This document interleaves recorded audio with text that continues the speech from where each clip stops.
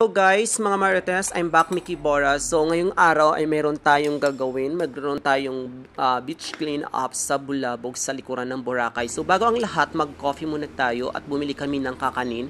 Kasama ko yung isa sa mga member ng association.